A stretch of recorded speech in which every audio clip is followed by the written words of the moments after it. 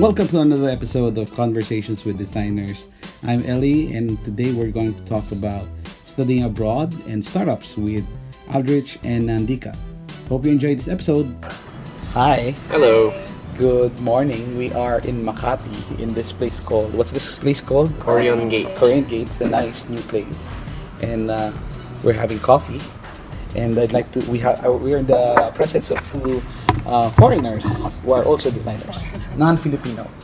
Well, you're Filipino, but I'm Balikbayan. Balikbayan. Yes. And, What's Balikbayan? Balikbayan is a person who went out to the Philippines and came back. So Balik means come back, and Bayan is country. Come back to the country. So he's a guy who came back to the country. That's me. So, yeah. And then you are from India. You're originally from India, and then you are here because of family. And okay. So yes, we have two special guests this morning, and can you please introduce yourselves? Good morning. I'm Aldrich Tan, UX designer, and Balikbayan. I work in the startup space, and I'm also one of the organizers of UXPH right now. Yes, you're one of the. He's one of the currently the core organizers now at the UX Philippines. Then, hi everyone, my name is Nandika. I'm originally from India, but I basically grew up in the Philippines for the past 5 years, and now I'm in my second year of university, also pursuing UX design as my major. you've been here. How long have you been here? I moved here in 2013, so I'd say around 5 years. 5 years. Yeah. Okay. So how do you find the Philippines? It's really nice. Like when I first moved here, I found the people really nice and polite, and very hospitable, and we're very known warm. for that. Yeah, I think. Very warm culture, yeah. Exactly. I was really surprised. So that was really nice. One of my, I guess you could say, regrets is like I didn't really travel that much in the Philippines. Oh really? Yeah. You haven't been to the beaches yet. You have time, don't worry. I haven't been to any of the beaches. I've only been to like a few places. Like I've been to Baguio, I've been to Batangas, and I've been to like Batanes. But you should travel around. Only 7,000 more to go. Yeah.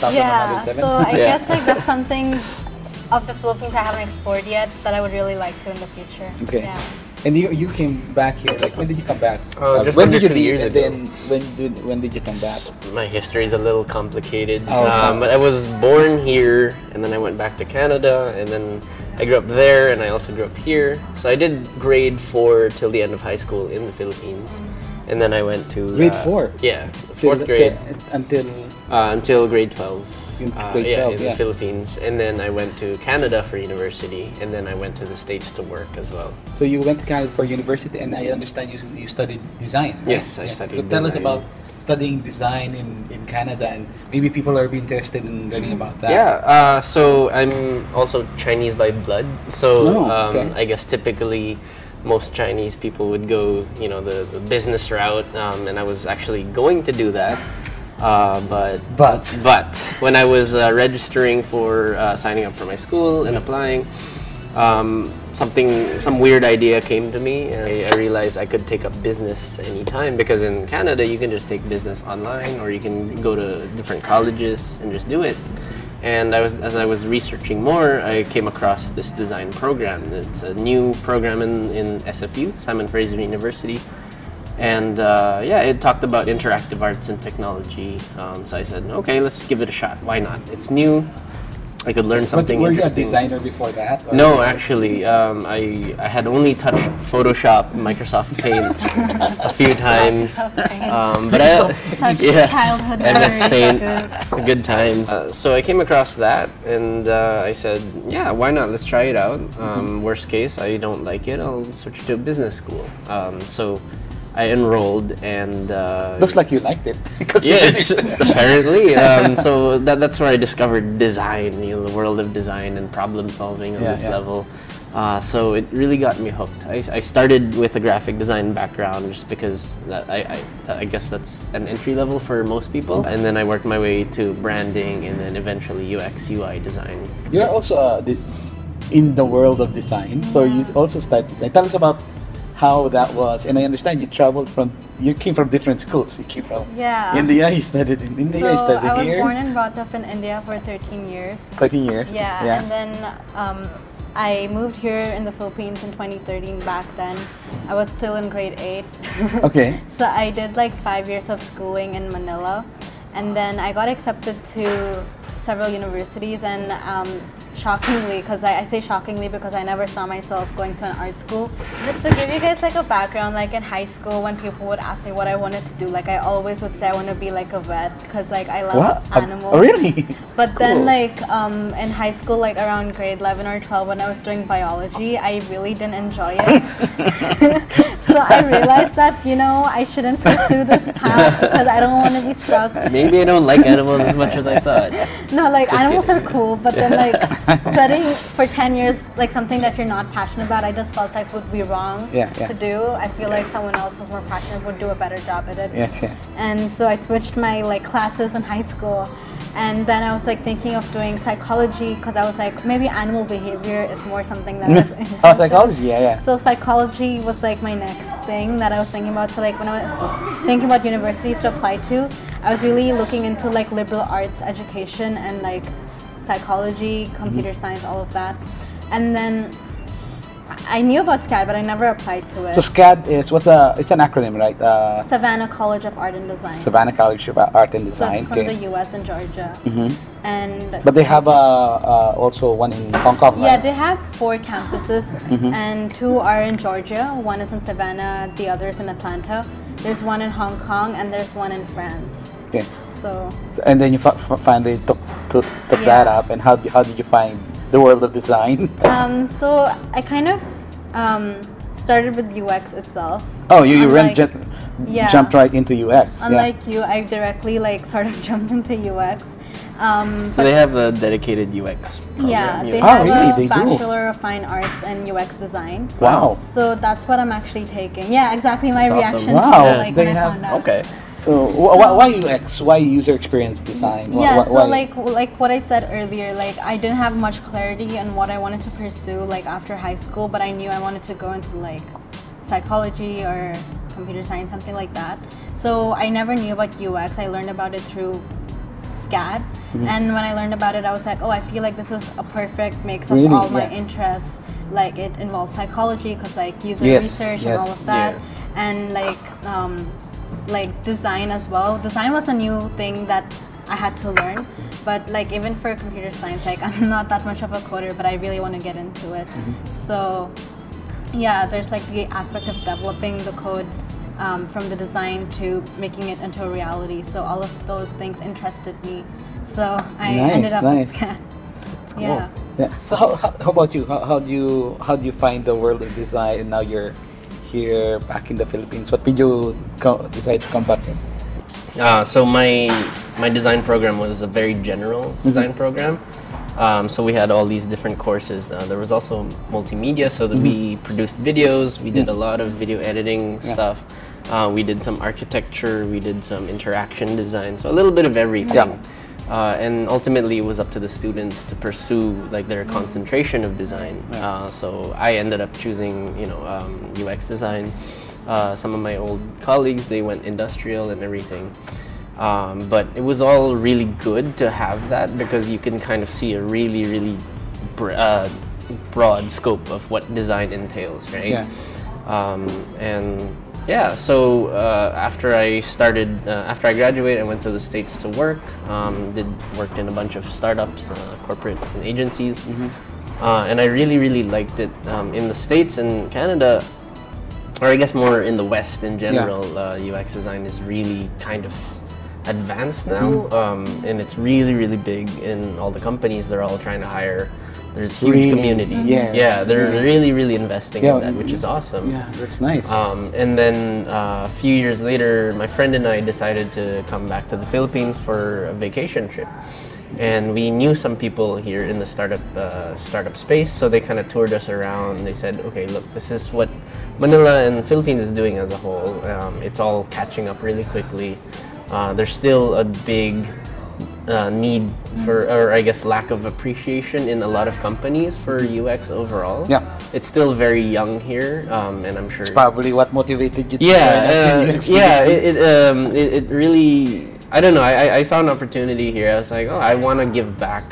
Not saying that like I have all the answers or anything, but I want to help push the community to grow because I've always been a fan of just like learning and engaging the community, right? So that's why I was so adamant or really interested in joining and just seeing what the community is like here. But ultimately, we saw a lot of opportunities in the startup space because, you know, it's a developing country and there's a lot of problems, therefore a lot of opportunities and solutions. Yes. And Thank you for coming here. No, I don't want to like have that kind of vision, but from a business standpoint, it also makes sense. Yeah. And so my friends and I were thinking. And you have the best of both worlds. I mean, you're in a country here, but you also have a network back in the States. Yeah. So it really helped. You can get potential investors if you find something that's really worthwhile. Can go international. Exactly, it really helped, and it was nice to see. It was wrong cup. Just drink like that. It was kind of nice to see all the opportunities available here. So we said, okay, let's give it a few years. Let's just start a few projects because we had a few in mind already. So we just made the move. Luckily, we have like dual citizenship, so it was easy for us. Citizenship. You know, It was very luckily, so very lucky. advantageous, yeah. It was easy for us to kind of move back, and then we had the cultural roots here, right? So the culture shock was not as big for me. I'm still definitely catching up to a lot of things and getting used to a lot of things, but it's been really good so far. And like you said, the community is so warm. People are awesome. And So like speaking yourself, of community, you are also, you know, you recently joined the UX Philippines community as well. welcome. And welcome. Thank you for having me. And then you're also working for a startup space right now, right? Actually, like, funny thing is I just found out about the startup through UX Philippines. Oh, really? Yeah, so that's awesome. You're welcome. Thank If you. you need to intern, by the way. So how's your So I how's it started like? last week. So like basically a little bit about the startup. It's like an edutech platform, and their objective is to give the people that don't have the digital skills an easy way to level up. So that's why the name Levelster is the name of the startup.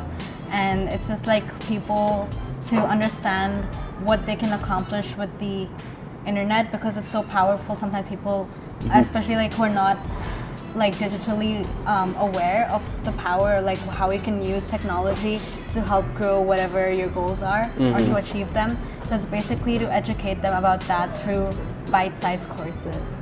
Are you excited to start?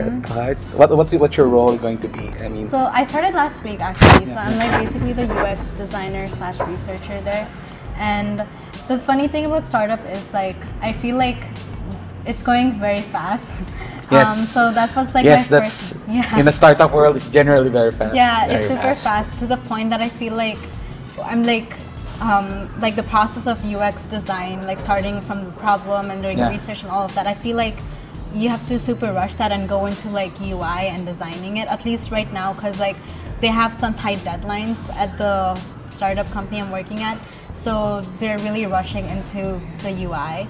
So I felt like in the ideal world where I am doing everything, I can like control like the process of doing user flows and then understanding all the personas who would use the product, and then creating like paper wireframes, and then moving on to like. You learned this all in SCAD? No, This is I did an online course. You did an online course. Yeah. as well. Like, that's a really busy first year. Yeah. Wow. I mean, but so, what are the things that you've learned in school so far that? Okay, so in school, How is it like? How's school like for the people who don't know how it's like studying, you know, in an international? So my experience was similar to yours. Like it was kind of like a bit of everything. So it's like a design art school fundamentally, right? So the first year was more about foundation classes. So I learned the foundations of like design and how to draw. And just to give you guys like an idea, like I was never an arts person before SCAD. All my friends were really surprised that I was going here because I didn't even take arts as a subject in high school. Like you could choose your subjects, and I didn't take arts. So it was all like everything was super new to me because I had to learn everything. Whereas all my friends in SCAD, they were already very experienced with their skills in drawing and coloring and all of that. Whereas all of that I had to learn from like scratch, kind of. So did you feel you were the odd person out there? Actually, not really. There were Oh, actually really? like a few other people, at least in my class, like the classes I took, there were people that had similar experiences like me, so it didn't feel like I was going through it alone. At least you were.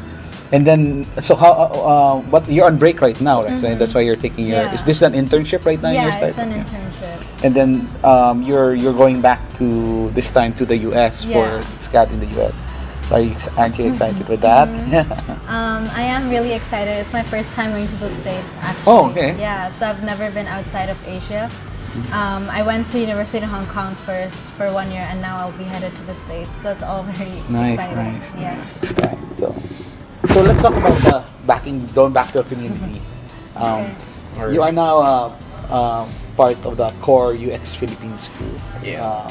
So what are we doing? You guys doing? I'm just observing them do their stuff these days.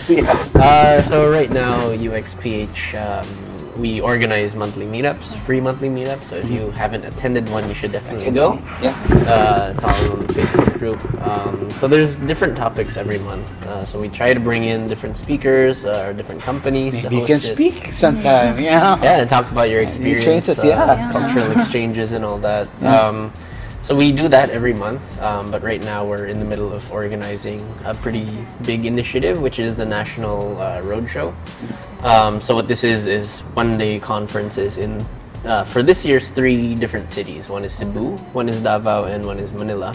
It's in the upcoming months, so look out for that. And basically, yeah, it's a design conference. We're bringing in speakers and workshops to reach out to the community. And the overall goal right now is to kind of I guess unite and collaborate with all the different UX communities in the cities throughout the Philippines. It's building towards a more mature, collaborative environment in general. So UXPH is also really supportive of all the other design communities out there. So if you've seen, we've been promoting all these other design conferences as well.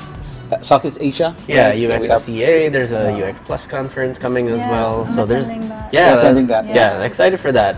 So there's a lot going on, which is awesome to see. Like, the whole Philippine communities seems like that everyone's like rallying up, getting really, really fired up about UX, and that's exciting because we're all learning together, and I love that. So what's your advice for people who wanna join UX Philippines or wanna volunteer? For instance, Nandika wants to volunteer.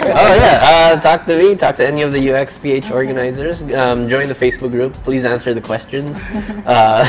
We have a few questions. They have a quiz. Yeah, all you need to say is like why you're interested in UX, and then we'll approve you into the group, and then just show up and contribute. That's pretty much it. As long as you want to learn and give back to the community, that's pretty much all you need to do. And then in the future, the near future, we're also kind of working on like a student ambassador program. So maybe we have a student ambassador for SCAD. Yeah, there we go. Yeah, actually. Okay, we'll talk after. But a student ambassador program, and that we're still working on the curriculum for that. But the idea is to bring more design practices to like college students as well. Because I guess right now the major universities, some of them are starting to integrate more and more UX courses in there. But I don't think there's a dedicated design program just yet. So this is kind of to help fill the gap. And I mean, going back to my schooling days with the general design program, I went through some really intense courses, like really, really like emotionally intense. You're just like, oh, what's wrong with me? Can I not problem solve? It's really crazy, but that really built you up as a designer. Like it gave you really thick skin because everyone's giving really crazy harsh criticism, but it's all for the better of the project. And I kind of want to bring some of that into the curriculum. Maybe not to the point of like bringing people to tears, but we should definitely. Okay, maybe a little, but just some kind of like intensity there. I think that would really, really help kind of build the thick skin and kind of break down the walls of that non-confrontational culture, which, like, I guess I have a bone to pick with that, because and I'm sure you've felt this before as well in your companies where people don't want to speak up, but if they're doing that and it negatively impacts the project, everybody loses, right? So, So you really what- want to get people to be comfortable with just giving Well, feedback. how I train the people I work with these is I have them, you ask for feedback, actively ask for feedback, and be ready to accept harsh criticisms, because so I'm working it backwards instead of I'm trying to train them. You should be the ones who should always be asking, so you only improve. So it's going to be harsh, but be ready for it, because if you don't get that feedback, you won't improve. Yeah. You have to, how do you make gold, right? You have to go Telluride, or it needs to be on fire or be burned, and then the gold comes out. Yeah. So you have to go through that. Yeah, exactly. So I mean, that's part of, and I'm luckily I'm seeing it more and more, but in, I guess, widespread over here, everyone's still kind of like scared to speak up, and I really think that's very negative for any kind of company culture. But anyways, going back to UXPH community initiatives, that's some of it, and we also plan to do some like job expos in the future, hopefully. So again, connecting more companies with more UX designers, because there's so many passionate UX designers here, which is awesome. How about you, Nandika? Any tips for kids who also want to study internationally, or what have you learned so far? What are your tips for people who are not design, who did not intentionally want to become designers, suddenly became interested in UX design? User experience. What's good, I mean, what I would recommend is, like, if you're thinking about this career path or going into this direction, don't be afraid just because you don't have any experience in it. Because don't be afraid.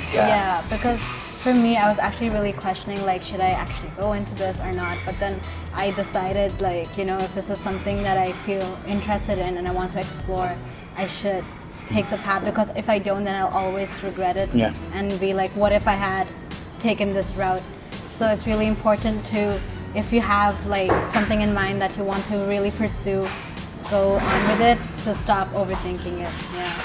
Yeah. All right. I totally agree with that. I mean, you're young, you have time.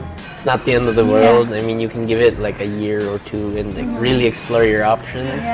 And there's a lot of people who are still career changing later on in their lives, right? But if you don't do it now, when are you ever gonna do it? So try it out. Right. Thank you. Thanks, Ian. Thank you for having us. And if you'd like to know more about your experience, become a volunteer. If you'd like to chit chat sometime with Nandika, if you see her in one of our events or in the UX. For UXPH.